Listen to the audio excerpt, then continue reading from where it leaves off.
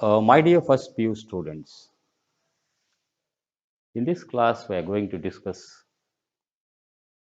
the second unit of your first PU course book, Reflections, called The School Boy. ಪ್ರೀತಿಯ ವಿದ್ಯಾರ್ಥಿಗಳೇ,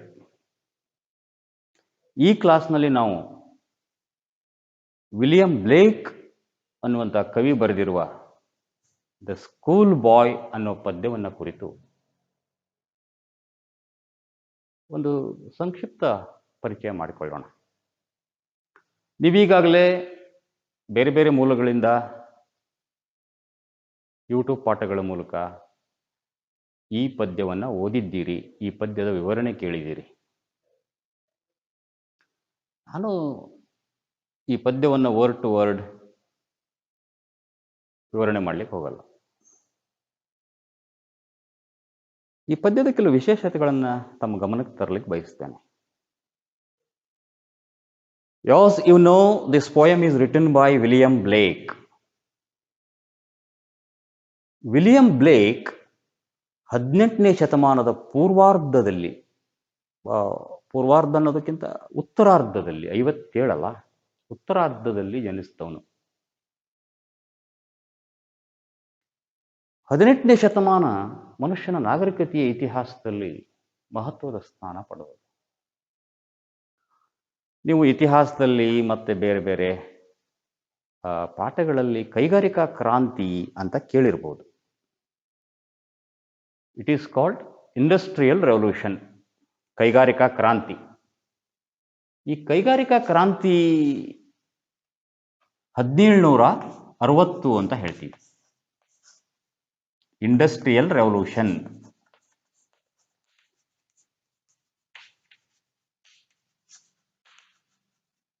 ಏನು ಕೈಗಾರಿಕಾ ಕ್ರಾಂತಿ ಅಂದರೆ ಇಟ್ಸ್ ವೆರಿ ಸಿಂಪಲ್.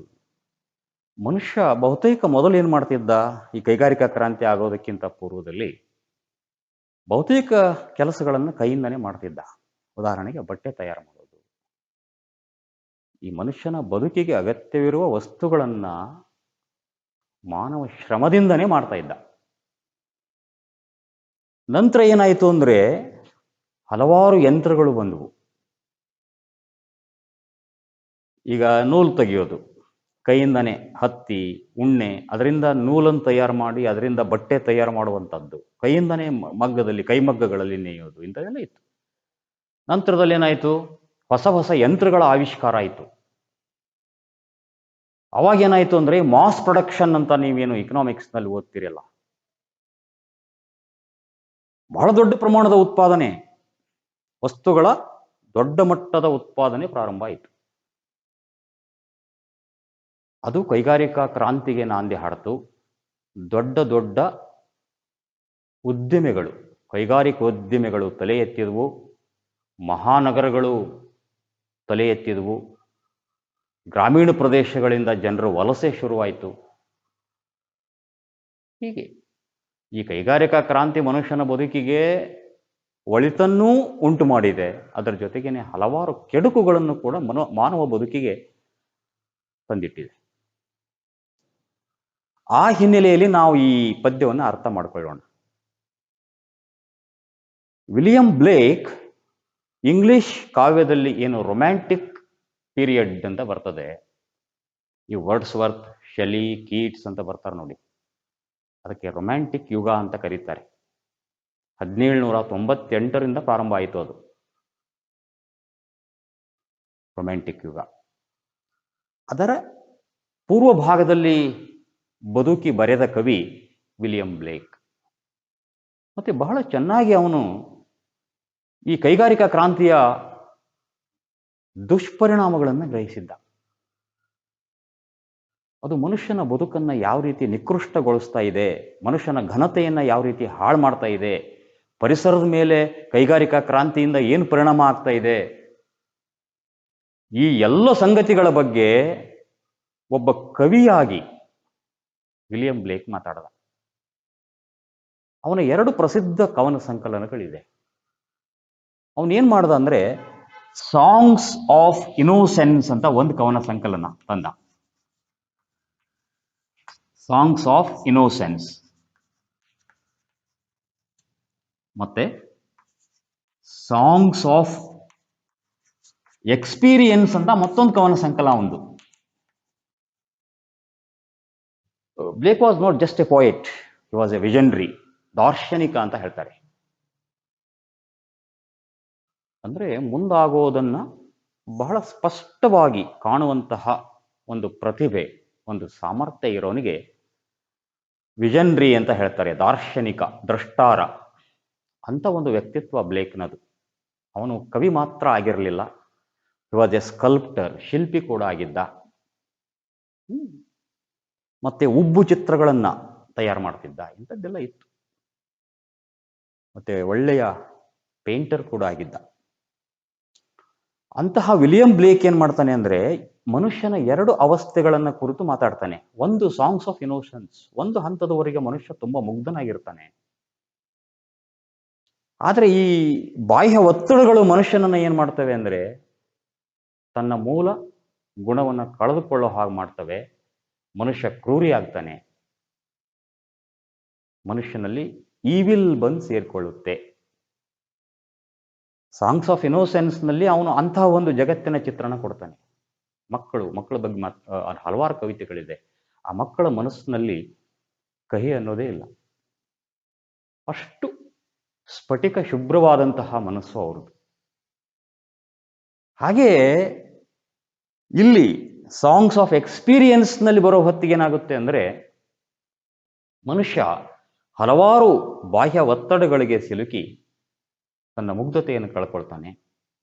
ಮುಗ್ಧತೆಯನ್ನು ಕಳ್ಕೊಂಡ ಮನುಷ್ಯನ ಸ್ಥಿತಿ ಹೇಗಿರುತ್ತೆ, ಅವನ ಬದುಕು ಯಾವ ಆಯಾಮಗಳನ್ನು ಪಡೆದುಕೊಳ್ಳುತ್ತೆ ಅನ್ನುವುದರ ಚಿತ್ರವನ್ನ ಸಾಂಗ್ಸ್ ಆಫ್ ಎಕ್ಸ್ಪೀರಿಯನ್ಸ್ ನಲ್ಲಿ ಕೊಡ್ತಾನೆ.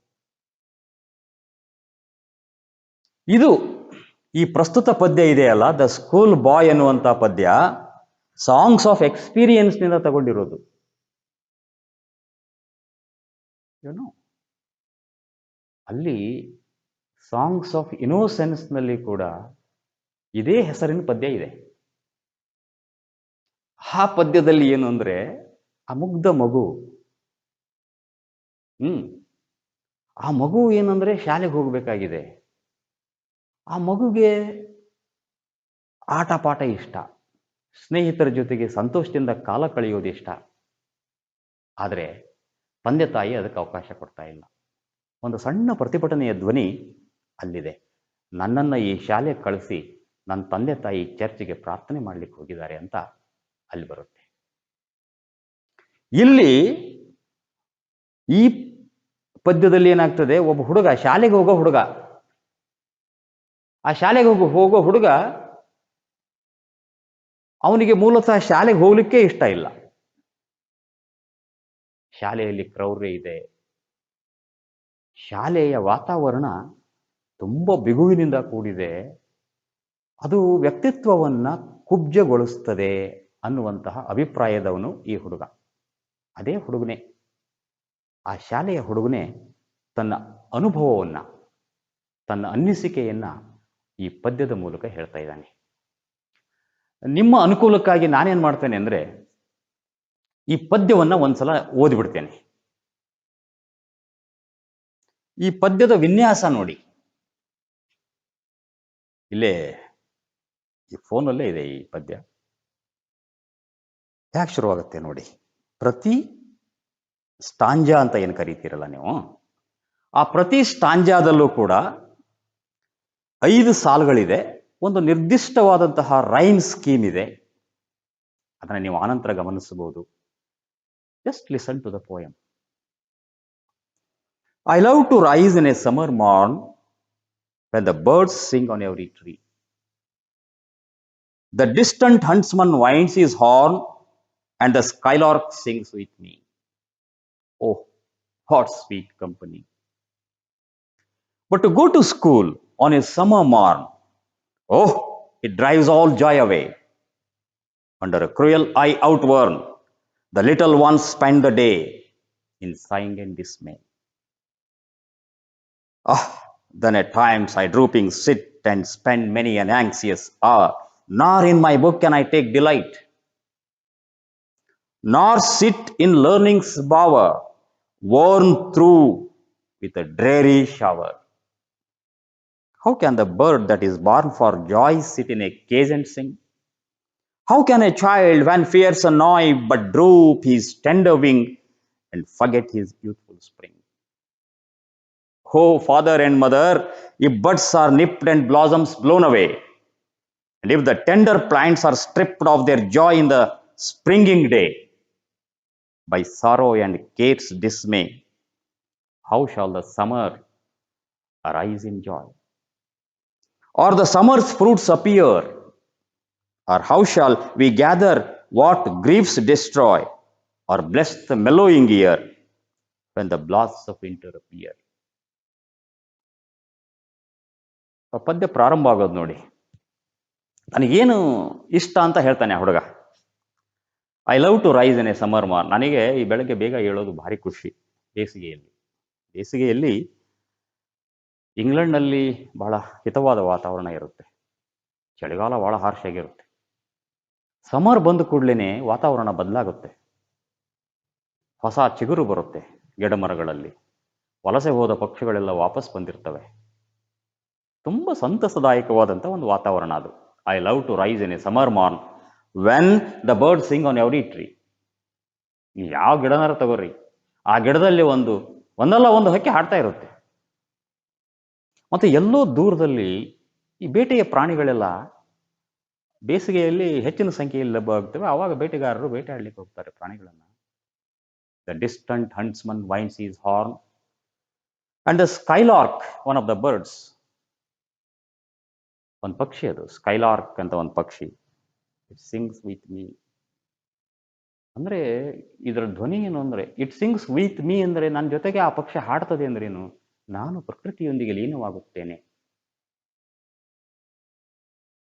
ಬ್ಲೇಕ್ is concerned about man going away from nature. ಕೈಗಾರಿಕಾ ಕ್ರಾಂತಿ ಮಾಡಿದ ಕೆಟ್ಟ ಕೆಲಸ ಏನು ಅಂದರೆ, ಮನುಷ್ಯ ಪ್ರಕೃತಿಯಿಂದ ದೂರ ಸರದ. ಮೊದಲು ಪ್ರಕೃತಿಗೆ ತುಂಬ ಹತ್ತಿರ ಬದುಕ್ತಾ ಇದ್ದ. ಯಾವಾಗ ಈ ಉತ್ಪಾದನೆ, ವಿತರಣೆ, ಆರ್ಥಿಕ ಆಯಾಮಗಳು ಶುರುವಾದವು, ಮನುಷ್ಯ ಪ್ರಕೃತಿಯಿಂದ ತುಂಬ ದೂರ ಹೋದ. ಅದನ್ನು ಹೇಳ್ತಾ ಇದ್ದಾನೆ. The skylark sings with me. ಎಂಥ ಅದ್ಭುತವಾದ, ಎಂಥ ಮಧುರವಾದ ಒಂದು ಸಾಂಗತ್ಯ ಇದು ಅಂತ. What sweet company. ಅದೇ ಸೆಕೆಂಡ್ ಸ್ಟಾಂಜಾಕ್ ಬಂದ ಕೂಡಲೇ ನೋಡಿ, ಬಟ್ಟದಿಂದ ಶುರುವಾಗುತ್ತೆ ಅದು. But to go to school on a summer morn. I love to rise in a summer morn, but to go to a school, go to school ಅದು ಇದೆಯಲ್ಲ, ಶಾಲೆಗೆ ಹೋಗೋದಿದೆಯಲ್ಲ, ಡ್ರೈವ್ಸ್ ಆಲ್ ಜಾಯ್ ಅವೇ. ಎಲ್ಲ ಎಕ್ಕುಟ್ಟು ಹೋತು. ಈ ಬೆಳಗ್ಗೆ ಎದ್ದಾಗ ಆದ ಸಂತೋಷ ಕ್ಷಣಾರ್ಧದಲ್ಲಿ ಹೋಗ್ಬಿಡ್ತು ಅಂತ. ಶಾಲೆಗೆ ಹೋಗ್ಬೇಕಿವತ್ತು ಅನ್ನೋದು ನೆನಪಾದ ಕೂಡಲೇ ಅಲ್ಲಿ ಏನಾಗಿದೆ, ಶಾಲೆಯಲ್ಲಿ under A cruel I out worn, ಹಳೇ ಕಾಲದ ವಿಚಾರಗಳನ್ನ ಮಕ್ಕಳ ತಲೆಯಲ್ಲಿ ತುಂಬಲಿಕ್ಕೆ ಶಿಕ್ಷಕರೆಲ್ಲ ಅಲ್ಲಿ ಕಾಯ್ತಾ ಇದ್ದಾರೆ ಶಾಲೆಯಲ್ಲಿ. Outworn, old fashioned ideas. ಅಂದ್ರೆ ಆಗಿನ ಶಿಕ್ಷಣ ಕ್ರಮ ಕೂಡ ಹಾಗೆ ಇತ್ತು. ಬ್ಲೇಕ್ ಶಿಕ್ಷಣದ ವಿರುದ್ಧ ಇಲ್ಲ. ನಾನು ಹೇಳಿದ್ನಲ್ಲ, ಅವನು ಪೇಂಟರ್ ಅಂತ. ಒಂದು ಈ ಇಲಸ್ಟ್ರೇಷನ್ ಅಂತ ಕರೀತಾರೆ. ಸಾಂಗ್ಸ್ ಆಫ್ ಇನ್ನೋಸೆನ್ಸ್ ಮತ್ತು ಸಾಂಗ್ಸ್ ಆಫ್ ಎಕ್ಸ್ಪೀರಿಯನ್ಸ್ಗೆ ಪ್ರತಿ ಪದ್ಯಕ್ಕೂ ಒಂದು ಚಿತ್ರ ಬರೆದಿದ್ದಾನವ. ಇಲ್ಲಿ ಸಾಂಗ್ಸ್ ಆಫ್ ಎಕ್ಸ್ಪೀರಿಯನ್ಸ್ ನಲ್ಲಿ ಏನ್ ಚಿತ್ರ ಬರೆದಿದ್ದಾನೆ ನೋಡ್ಕೊಳ್ಳಿ. ನೀವೆಲ್ಲಾದ್ರೂ ಇಂಟರ್ನೆಟ್ ಇತ್ಯಾದಿ ಹೋದ್ರೆ ಅದು ಸಿಗ್ತದೆ. ಅಲ್ಲಿ ಒಂದು ಮರ ಇದೆ, ಒಂದು ಎತ್ತರದ ಮರ. ಆ ಮರದಲ್ಲಿ ಒಂದು ಹುಡುಗ ಪುಸ್ತಕ ಓದ್ತಾ ಕೂತಿದ್ದಾನೆ. ಅಂದ್ರೆ ಇದರಿಂದ ಬ್ಲೇಕ್ನ ನಿಲುವು ಸ್ಪಷ್ಟವಾಗ್ತದೆ. Blake is not against education. ಶಾಲೆಗೆ ಹೋಗ್ಲಿಕ್ಕೆ ನನಗೆ ಇಷ್ಟ ಇಲ್ಲ ಅಂತ ಮಗು ಹೇಳ್ತಾ ಇರೋದು ಯಾತಕ್ಕೆ ಅಂತ ನಾವು ಯೋಚನೆ ಮಾಡಬೇಕು. Because of the then system of education. ಆ ಕಾಲದ ಶಿಕ್ಷಣ ಪದ್ಧತಿ ಹಾಗಿತ್ತು, ಬರೀ ಫ್ಯಾಕ್ಟ್ಸ್ ಅನ್ನು ಕಲಿಯೋದು, ಬದುಕಿಗೆ ಅನ್ವಯವಾಗದ 108 ಸಂಗತಿಗಳನ್ನು ಮನಸ್ಸಿಲ್ಲದೆ ಇದ್ರೂ ಕಲಿಯೋದು ಅವತ್ತಿನ ಶಿಕ್ಷಣದ ಒಂದು ಕ್ರಮವಾಗಿತ್ತು. Blake is against that. So the school teaches old-fashioned ideas. The teacher, cruel eye, ಭಾರಿ ಕಟ್ಟುನಿಟ್ಟು. ಮಕ್ಕಳಿಗೆ ಏನು ಅಂದ್ರೆ ಈ ದೈಹಿಕವಾಗಿ ಮಕ್ಕಳನ್ನ ಶಿಕ್ಷಿಸೋದು, ಕಾರ್ಪೊರೇಟ್ ಪನಿಷ್ಮೆಂಟ್ ಅಂತ ಹೇಳ್ತೀವಿ. So the school is there to punish us. There is a teacher who treats his students in a cruel way. He is not humane in his attitude. He doesn't love his children. He doesn't take the children into confidence. ಇಂಥ ಸ್ಥಿತಿಯಲ್ಲಿ ಶಾಲೆಗೆ ಹೋಗಿ ಏನು ಮಾಡೋದು? ಮತ್ತೆ ಮಕ್ಕಳೆಲ್ಲ ಅವ್ರು ಏನು ಮಾಡ್ತಾರಂತೆ, the little ones, the little children spend the day sighing in this. ಭಯದಲ್ಲಿ, ಆತಂಕದಲ್ಲಿ ನಿಟ್ಟುಸಿರು ಬಿಡ್ತಾ ಮಕ್ಕಳು ಶಾಲೆಯಲ್ಲಿ ಕೂತಿರ್ತಾರೆ ಅಂತ. ಸೊ ನೆಕ್ಸ್ಟ್ ನೋಡಿ, then at times I drooping sit ಅಂದ್ರೆ ಏನು ಅಂದ್ರೆ ಮುದುಡಿಕೊಂಡು ಕೂತ್ಕೊಳ್ಳೋದು. ಒಂದು ಪಕ್ಷಿ ಭಯಗ್ರಸ್ತವಾದಾಗ ಯಾವ ರೀತಿ ಹಿಂಗೆ ಮುದುಡ್ಕೊಂಡು ರೆಕ್ಕೆಗಳನ್ನೆಲ್ಲ ಮುದುಡ್ಕೊಂಡು ಕೂತೋದು, ಆ ರೀತಿ. And spend many an anxious hour, nor in my book can I take delight, because this book is full of such things, boring things, irrelevant things. ಆ ಪುಸ್ತಕದಲ್ಲಿ ಏನು, ಪುಸ್ತಕ ಓದಿದಾಗ ಸಂತೋಷ ಸಿಗಬೇಕು, ಆ ಸಂತೋಷನೇ ಸಿಗ್ತಾ ಇದೆ. ಪುಸ್ತಕದಿಂದನೂ ಸಂತೋಷ ಇಲ್ಲ. ಯಾಕೆಂದ್ರೆ ಬಿಕಾಸ್ ಈ ಶಾಲೆ ಅಂದ್ರೆ ಏನಪ್ಪಾ ಅಂದ್ರೆ, ಶಾಲೆ ಅಂದ್ರೆ ಟೀಚರ್ ಇರ್ತಾರೆ, ಒಂದು ಕ್ಲಾಸ್ ರೂಮ್ ಇರ್ತದೆ, ಒಂದು ಪಠ್ಯಕ್ರಮ, ಪುಸ್ತಕ ಇರ್ತದೆ. ಆ ಟೀಚರೂ ಸರಿ ಇಲ್ಲ, ಈ ಕಡೆ ಪುಸ್ತಕದಿಂದನೂ ಯಾವುದೇ ಸಂತೋಷ ಸಿಗ್ತಾ ಇಲ್ಲ. What should I do? Learning's bower ಅಂತ ಕರಿತಾ ಇದ್ದಾರೆ. ಲತಾ ಮಂಟಪ. ಬಾವರ್ ಅಂದ್ರೆ ಈ ಬಳ್ಳಿಗಳನ್ನೆಲ್ಲ ಬೆಳೆಸಿ ಒಂದು ಮಂಟಪದ ರೀತಿ ಮಾಡಿರ್ತಾರಲ್ಲ, ಅದು ಲರ್ನಿಂಗ್ಸ್ ಬಾವರ್ ಅಂತ. ಆ ಶಾಲೆಗೆ ಲರ್ನಿಂಗ್ಸ್ ಬಾವರ್ ಅಂತ ಕರಿತಾನೆ ಅವ. ಕಲಿಕೆಯ ಒಂದು ಮಂಟಪ ಅದು, ಲತಾ ಮಂಟಪ. ಈ ಶಾಲೆ ಎಲ್ಲ ಏನು ಅಂದ್ರೆ ದೇಗುಲ ಅಂತ ಹೇಳ್ತಾರೆ ನೋಡಿ. ಶಾಲೆ ಅಂದ್ರೆ ಅದಕ್ಕೊಂದು ಪೂಜ್ಯ ಸ್ಥಾನ ಇದೆ. ಈ ನಮ್ಮ ಭಾರತೀಯರು ನಾವೇನಂತೀವಿ ಅಂದ್ರೆ, ಈ ಬಹುತೇಕ ಶಾಲಾ ಕಾಲೇಜುಗಳ ಎದುರಿನಲ್ಲಿ ನೀವು ನೋಡಿ, ಜ್ಞಾನ ಮಂದಿರ, ಇದು ಕೈ ಮುಗಿದು ಒಳಗೆ ಬಾ ಅಂತ ಹಾಕಿರ್ತಾರೆ. ಅಂದ್ರೆ ನಾವು ಈ ಲರ್ನಿಂಗ್ ಆ ಪ್ಲೇಸ್ಗೆ ತುಂಬ ಮಹತ್ವ ಕೊಡ್ತೀವಿ, ಅದಕ್ಕೊಂದು ಪೂಜ್ಯತೆಯನ್ನು ಆರೋಪಿಸ್ತೀವಿ. ಹಾಗೆ ಅಲ್ಲೂ ಕೂಡ ಇಂಗ್ಲೆಂಡ್ನಲ್ಲಿ ಅದಕ್ಕೆ ಲರ್ನಿಂಗ್ ಬಾವರ್ ಅಂತ ಕರೀತಾರೆ ಎಲ್ಲರೂ. Worn through with a dreary shower. ಆದರೆ ಈ ಲತಾ ಮಂಟಪ ಏನಾಗಿದೆ ಅಂದ್ರೆ, ವಿಪರೀತ ಮಳೆ ಬಂದು, ಯಾವುದ್ರ ಮಳೆ? ಮಾಸ್ತರ್ಗಳ ಮಾತಿನ ಮಳೆ. ಆ ಮಳೆ ಸುರಿದು ಸುರಿದು ಸುರಿದು ಜೀರ್ಣವಾಗಿ ಹೋಗಿದೆ ಅಂತ. ಆ ರೂಪಕ ನೋಡಿ ಎಷ್ಟು ಚಂದ ಇದೆ. ಕವಿ ಉಪಯೋಗಿಸುವಂತಹ ಒಂದು ಇಮೇಜ್, ಆ ರೂಪಕದ ಮೂಲಕ ಒಂದು ಚಿತ್ರವನ್ನು ನಮ್ಮ ಕಣ್ಣೆದುರಿಗೆ ತಂದು ನಿಲ್ಲಿಸ್ತಾನಲ್ಲ ಕವಿ, ಎಷ್ಟು ಅದ್ಭುತವಾಗಿದೆ. ಹಾಗೆ ಈ ಮುಂದಿನ ಎಲ್ಲ ಕಡೆಗೂ ಏನ್ ಮಾಡ್ತಾನೆ ಅಂದ್ರೆ, ಅವನು he goes on asking a few questions. How can the bird that is born for joy sit in a cage and Singh? ಒಂದು ಪಕ್ಷಿ ಹುಟ್ಟಿರೋದೇ ಹಾಡ್ಲಿಕ್ಕೆ, ಸ್ವಾತಂತ್ರ್ಯ ಅನುಭವಿಸ್ಲಿಕ್ಕೆ ಅಂತ. ಹಾಡೋದು ಅಂದ್ರೆ ಇನ್ನು ಸ್ವಾತಂತ್ರ್ಯ. ಆ ಪಕ್ಷಿಯನ್ನ ನೀವು ಹಿಡಿದು ತಂದು ಏನ್ ಮಾಡ್ತೀರಿ? ಪಂಜರದೊಳಗೆ ಕೂರಿಸ್ತೀರಿ. ಪಂಜರದೊಳಗೆ ಕೂತಂತ ಹಕ್ಕಿ ಹಾಡೋದು ಹೇಗೆ ಸ್ವಾಮಿ? How can a bird that is born for joy sit in a cage and sing? See how can a child when fears annoy, ಆ ಮಗು ಯಾವಾಗ ಅವನಿಗೆ 108 ಭಯಗಳು ಕಿರಿಕಿರಿ ಮಾಡ್ತಾ ಇರ್ತವೆ, but droop is tender wing, ಅವನ ಕೋಮಲವಾದ ರೆಕ್ಕೆಗಳನ್ನ, ಅಂದ್ರೆ ಆ ಒಂದು ಪುಟ್ಟ ಪಕ್ಷಿಗೆ ಹೋಲಿಸ್ತಾನೆ ಮಗುವನ್ನ. ಅದೇನ್ ಮಾಡುತ್ತೆ ಅಂದ್ರೆ, ಮಗು ಒಂದು ಹಕ್ಕಿ ರೆಕ್ಕೆಗಳನ್ನ ಮುದುಡ್ಕೊಂಡು ಕೂತ ಹಾಗೆ ಕೂರ್ಬೇಕಾಗುತ್ತೆ. ಫರ್ಗೆಟ್ ಹೀಸ್ ಯೂತ್ಫುಲ್ ಸ್ಪ್ರಿಂಗ್ ಇರುತ್ತೆ. ಪಕ್ಷಿಗಳೆಲ್ಲ ನಾನು ಹೇಳಿದ್ನಲ್ಲ, ಈ ಸ್ಪ್ರಿಂಗ್ ಅಂತಾರೆ, ವಸಂತ ಋತು. ಚಳಿಗಾಲ ಕಳೆದು ಬರೋದೇ ವಸಂತ ಋತು. ಆ ವಸಂತ ಋತು ಬಂದಾಗ ಪ್ರಕೃತಿಯಲ್ಲಿ ಒಂದು ನವ ಚೈತನ್ಯ ಇರ್ತದೆ, ತುಂಬಾ ಸಂತೋಷ. ಪ್ರಾಣಿ ಪಕ್ಷಿಗಳೆಲ್ಲ ನಲಿದಾಡ್ತಾ ಇರ್ತವೆ. ಅಂತ ಸಮಯದಲ್ಲಿ ಈ ಪಕ್ಷಿ ಏನಾಗಿದೆ ಅಂದ್ರೆ, ಇದ್ರ ಸ್ಥಿತಿ ಪಂಜರದೊಳಗಿದೆ. ಶಾಲೆಯಲ್ಲಿರುವ ನನ್ನ ಸ್ಥಿತಿ ಕೂಡ ಹಾಗೆ ಆಗಿದೆ ಅಂತ. ನನಗೆ ಹೊರಗಡೆ ಸ್ಪ್ರಿಂಗ್ ಇದೆ, ಹೊರಗಿನ ವಾತಾವರಣದಲ್ಲಿ ವಸಂತೋತ್ಸವ ಇದೆ ಅನ್ನೋದೇ ಮರ್ತೋಗಿದೆ. ಬಿಕಾಸ್ ಆಫ್ ದಿಸ್ ಕನ್ಸ್ಟ್ರೈಂಟ್, ಈ ಬಂಧನ. ಪಂಜರ ಅಂದರೆ, ಕೇಜ್ ಅಂದರೆ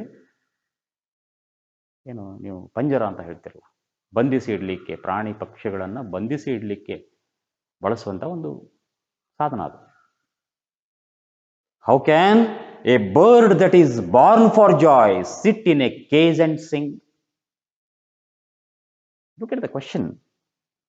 How can a child, when fears annoy, but droop his tender wing, youthful spring, forget his youthful spring? ಅದು ಮಾಡದೆ ಹೋದರೆ ಅನಿವಾರ್ಯ ಅದು. ಅಂತ ಒಂದು ವ್ಯವಸ್ಥೆಯನ್ನು ನೀವು ಕಟ್ಟಿದ್ದೀರಿ.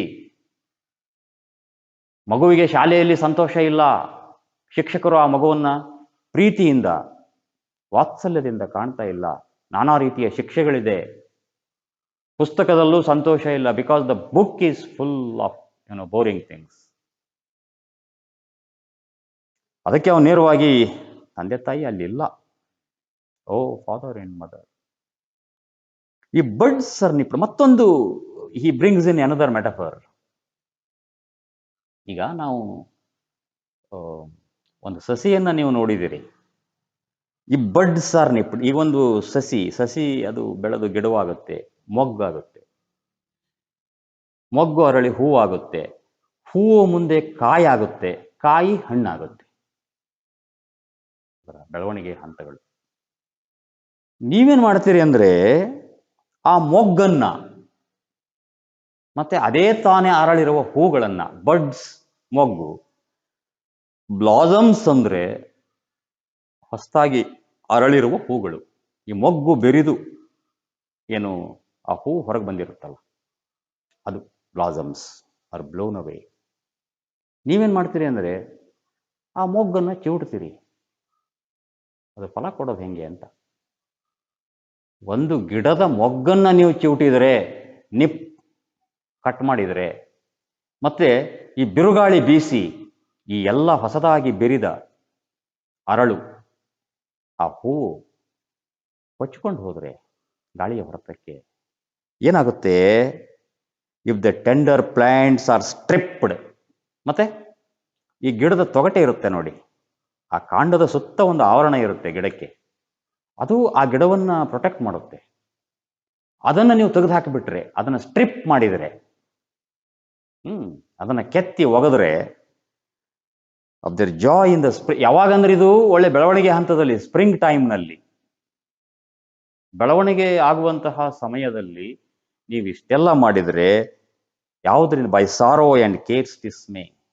108 ಚಿಂತೆಗಳು, ಸಾರೋ, ತುಂಬಾ ಅತಿಯಾದ ಚಿಂತೆ. ಏನಾಗುತ್ತೆ? ಹೌ ಶಾಲ್ ದ ಸಮರ್, ಆ ಕೊನೆ ಸ್ಟಾಂಜಾದಲ್ಲಿ how shall the summer arise in joy ಅಂತಾನೆ ಅವ.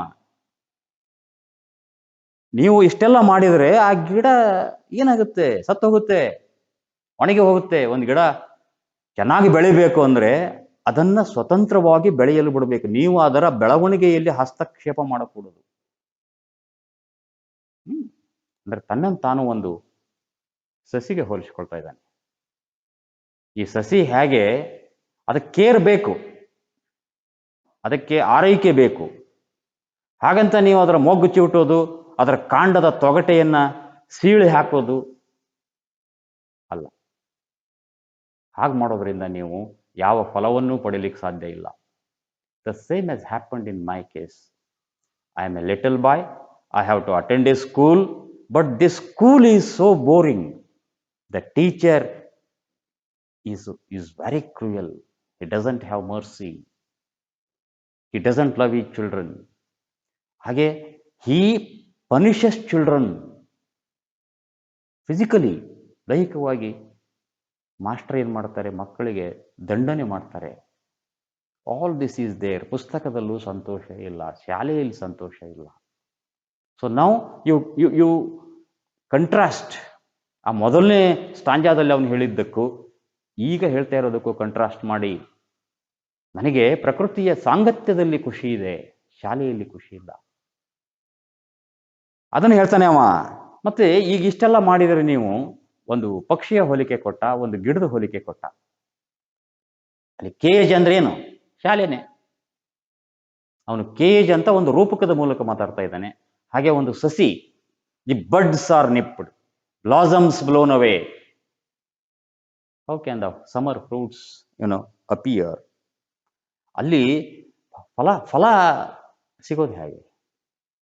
ಗಿಡಕ್ಕೆ ನೀರು ಗೊಬ್ಬರ ಹಾಕ್ತೀರಿ, ಎಲ್ಲ ಮಾಡ್ತೀರಿ, ಓಕೆ, ಆದರೆ ಪ್ರತಿನಿತ್ಯ ಅದರ ಮೊಗ್ಗು ಬಿಡ್ತೀರಿ, ಸ್ವತಂತ್ರವಾಗಿ ಬೆಳೀಲಿಕ್ಕೆ ಅವಕಾಶ ಕೊಡೋದಿಲ್ಲ ಆ ಗಿಡಕ್ಕೆ.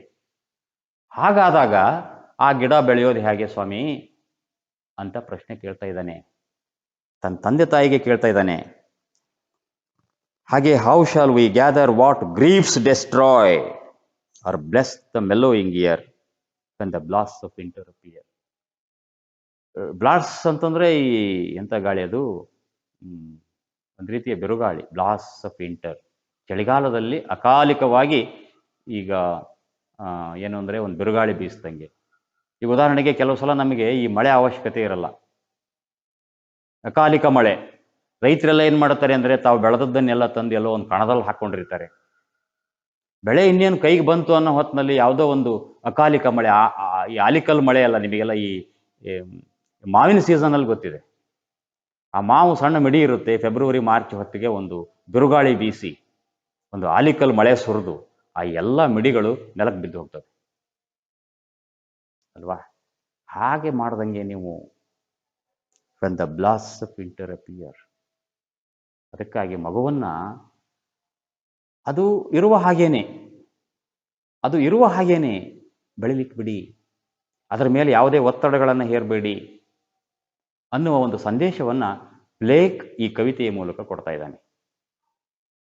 ಸೊ ಇದು ಸ್ಥೂಲವಾಗಿ ಈ ಪದ್ಯದ ಭಾವಾರ್ಥ ಅಂತ ಹೇಳ್ಬೋದು.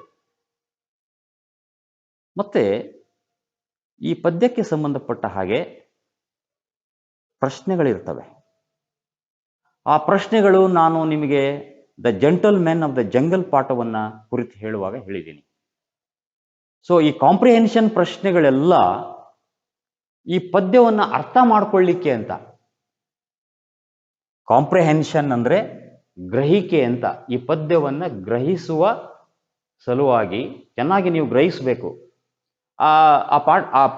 ಆ ಪ್ರಶ್ನೆಗಳಿಗೆ ಉತ್ತರ ಬರೀತಾ ಹೋದಂಗೆ ನೀವು ಏನಾಗುತ್ತೆ ಅಂದ್ರೆ ನಿಮ್ಗೆ ಇನ್ನೂ ವಿಷಯ ಹೆಚ್ಚು ಸ್ಪಷ್ಟವಾಗುತ್ತೆ. ಓ, ಇದು ಇದೆ ಇದರಲ್ಲಿ ಅಂತ. ಹಾಗೆ ನೋಡಿ, ನಾನು ಹೇಳ್ಬಿಟ್ಟಿದ್ದೀನಿ ಗ್ರೇಡೆಡ್ ಕಾಂಪ್ರಿಹೆನ್ಷನ್ ಅಂತ ಹೇಳಿದ್ದೀನಿ. ಅಂದ್ರೆ comprehension first, comprehension second, comprehension third. Comprehension first ಅಂದ್ರೆ ನಿಮಗೆಲ್ಲ ನೆನಪಿರಬೇಕು.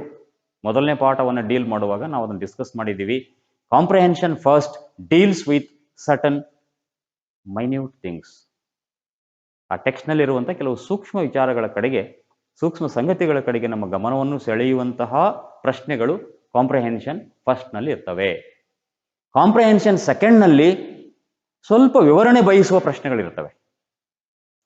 ಮತ್ತೆ ಕಾಂಪ್ರಿಹೆನ್ಷನ್ ಥರ್ಡ್ ಇದೆಯಲ್ಲ, ಅದು ನಮ್ಮನ್ನ ಪಠ್ಯದಿಂದ ಆಚೆಗೆ ತಗೊಂಡು ಹೋಗುತ್ತೆ. ಈ ಉದಾಹರಣೆಗೆ ಇಲ್ಲೇ ನೋಡ್ಬಿಡಿ, ಈ ಕಾಂಪ್ರಿಹೆನ್ಷನ್ ಥರ್ಡ್ನಲ್ಲಿ ಏನು ಪ್ರಶ್ನೆ ಕೊಟ್ಟಿದ್ದಾರೆ ಅಂತ. So comprehension third formal schooling ಅಂತ, ಔಪಚಾರಿಕ ಶಿಕ್ಷಣ. ಫಾರ್ಮಲ್ ಸ್ಕೂಲಿಂಗ್ ಅಂದ್ರೆ ನೆನಪಿರಲಿ, ಔಪಚಾರಿಕ ಶಿಕ್ಷಣ. ಆ ಔಪಚಾರಿಕ ಶಿಕ್ಷಣ ಏನ್ ಮಾಡುತ್ತಂತೆ, it not only takes away the joy of childhood but also hinders the growth forever. ಅದು ಏನ್ ಮಾಡುತ್ತೆ ಅಂದ್ರೆ ಬಾಲ್ಯದ ಸಂತೋಷವನ್ನು ಕಸಿದುಕೊಳ್ಳುವುದರ ಜೊತೆಗೆ ಔಪಚಾರಿಕ ಶಿಕ್ಷಣ ಬೆಳವಣಿಗೆಯನ್ನು ಕುಂಠಿತಗೊಳಿಸುತ್ತದೆ. ಚರ್ಚಿಸಿ, ಇದು ಪ್ರಶ್ನೆ. ಹಾಗೆ ಡು ಯು ಥಿಂಕ್, ನೀವು ಯೋಚನೆ ಮಾಡಬೇಕು, do you think the poet is arguing against education? ಅಂದ್ರೆ ಕವಿ ಶಿಕ್ಷಣದ ವಿರುದ್ಧ ಇದ್ದಾನೆಯೇ? ಈಗ ನಾವೆಲ್ಲ ಶಾಲಾ ಕಾಲೇಜುಗಳಲ್ಲಿ, ವಿಶ್ವವಿದ್ಯಾಲಯಗಳಲ್ಲಿ ಶಿಕ್ಷಣ ಪಡಿತಾ ಇದ್ದೇವಲ್ಲ, ಮತ್ತೆ ನಾವು ಮಾಡ್ತಾ ಇರೋ ತಪ್ಪ? ನಾವು ಆತ್ಮಾವಲೋಕನ ಮಾಡ್ಕೊಳ್ಬೇಕು. ನಾವು ಕಲಿತದ್ದು ನಮ್ಮ ಬದುಕಿಗೆ ಎಷ್ಟರ ಮಟ್ಟಿಗೆ ಅನ್ವಯ ಆಗ್ತದೆ ಅಂತ ಯೋಚನೆ ಮಾಡಬೇಕು. ಮತ್ತೆ ನಮ್ಮ ವ್ಯಕ್ತಿತ್ವವನ್ನು ಯಾವ ರೀತಿ ಪ್ರಭಾವಿಸ್ತದೆ, ನಮ್ಮ ವ್ಯಕ್ತಿತ್ವವನ್ನು ಅದೇನಾದ್ರೂ ಕುಬ್ಜಗೊಳಿಸ್ತಾ ಇದೆಯಾ ಶಿಕ್ಷಣ? We need to rethink. ಹೀಗೆ ಕಾಂಪ್ರಿಹೆನ್ಷನ್ ಥರ್ಡ್ ಪ್ರಶ್ನೆಗಳು ಏನ್ ಮಾಡ್ತವೆ, ಅವು ನಮ್ಮನ್ನ ಬೇರೆ ರೀತಿಯಲ್ಲಿ ಯೋಚನೆ ಮಾಡಲಿಕ್ಕೆ, ಪಠ್ಯದಲ್ಲಿ ಉತ್ತರ ಇರಲ್ಲ ಅಂತ ಹೇಳ್ಬಿಟ್ಟಿದ್ದೀನಿ ನಾನು, ಪಠ್ಯದಲ್ಲಿ ಈ ಪದ್ಯದಲ್ಲಿ ಉತ್ತರ ಇಲ್ಲ ಅದಕ್ಕೆ.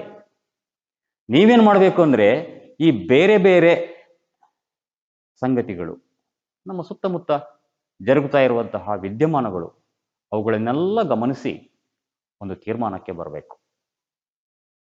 ಇದು ಈ ಪದ್ಯದ ಒಂದು ಸಾರಾಂಶ. ಇವತ್ತಿಗೆ ಇಷ್ಟು ಸಾಕು ಅಂತ ಅನಿಸುತ್ತೆ. ನಿಮ್ಮನ್ನು ನಾನು ಮತ್ತೊಂದು ಸೆಷನ್ನಲ್ಲಿ ಭೇಟಿಯಾಗಿ ಮತ್ತೊಂದು ಪದ್ಯ ಅಥವಾ ಗದ್ಯವನ್ನು ನಿಮ್ಮ ಜೊತೆ ಚರ್ಚಿಸ್ತೇನೆ. ಮತ್ತೆ ಸಿಗೋಣ. ಸಮಯದ ಸದುಪಯೋಗ, ಇವರೇನಪ್ಪ ಮೇಲಿಂದ ಮೇಲೆ ಬರೀ ಅಜ್ಞೆ ಹೇಳ್ತಾ ಇದ್ದಾರೆ ಅಂತ ನೀವು ಅಂದ್ಕೋಬೋದು. ಸಮಯವನ್ನು ಸದುಪಯೋಗ ಮಾಡಿಕೊಳ್ಳಿ, ಹೆಚ್ಚು ಬರವಣಿಗೆಯಲ್ಲಿ ತೊಡಗಿಸಿಕೊಳ್ಳಿ. ಕಲಿಯುವ ಪ್ರಕ್ರಿಯೆ ಈ ವರ್ಷ it has been affected A lot. It has been affected. ತರಗತಿಗೆ ಬರ್ತಿದ್ರಿ, ನಾವೇನೋ ಹೋಮ್ವರ್ಕ್ ಕೊಡ್ತಿದ್ವಿ, ಕೆಲವ್ರು ಮಾಡ್ತಿದ್ರಿ, ಕೆಲವ್ರು ಮಾಡ್ತಿರ್ಲಿಲ್ಲ. ಮತ್ತು ನಿಮ್ಮನ್ನು ನಾವು ಕ್ಲೋಸ್ ಆಗಿ ಮಾನಿಟರ್ ಮಾಡ್ತಾ ಇದ್ವಿ. ಅಂದರೆ ನೀವೇನಾದರೂ ತಪ್ಪು ಮಾಡಿದರೆ ನೋಡಪ್ಪ ಸ್ಪೆಲ್ಲಿಂಗ್ ಸರಿ ಮಾಡ್ಕೊ, ಹೀಗೆ. ಇದು ಈ ಡಿಸ್ಟೆಂಟ್ ಲರ್ನಿಂಗ್ ಇದೆಯಲ್ಲ, it has its own limitations. ಇದಕ್ಕೆ ತನ್ನದೇ ಆದ ಕೆಲವು ಮಿತಿಗಳಿದೆ. ಅನಿವಾರ್ಯ. ಕಾಲನ ಈ ಕಟ್ಟಳೆಯ ವಿರುದ್ಧ ನಾವೇನು ಮಾಡಲಿಕ್ಕಾಗುತ್ತೆ ಅಂತ ಒಂದು ಟೈಮ್ ಬಂದಿದೆ. ಸಮಯವನ್ನು ಸದುಪಯೋಗ ಮಾಡಿಕೊಳ್ಳಿ. ನಿಮಗೆಲ್ಲರಿಗೂ ಒಳ್ಳೆಯದಾಗಲಿ. All the best. Thanks for watching and listening to this class.